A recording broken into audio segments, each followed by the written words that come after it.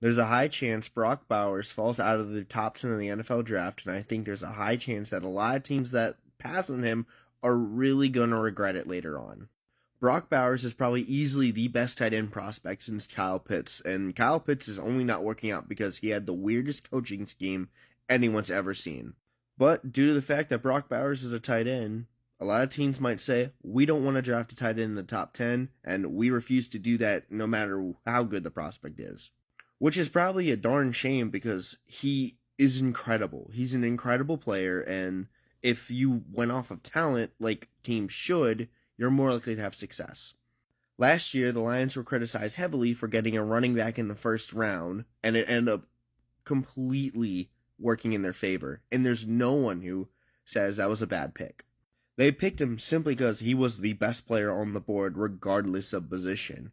And someone like maybe the Chargers, if they pass on him because they say, well, his position value is not that good, they'd be completely robbing themselves of one of the best players of this draft. Now, if it's like you're down between Neighbors and Bowers and like you see them as like equal prospects, then it makes sense to maybe go for Neighbors because like, I do understand positional value is a little bit of a thing, but not to the extent of completely passing on a generational prospect.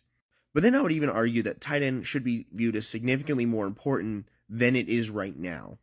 In the last conference championship games, all four teams had top 10 tight ends, and you could even argue that they were all top 5 tight ends. Sam Laporta, maybe the greatest rookie tight end of all time. Travis Kelce, maybe the greatest tight end of all time.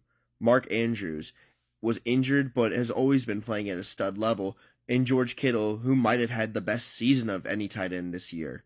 It's clear that good teams have really good tight ends, and so passing on a good tight end is honestly always going to be a mistake in my book.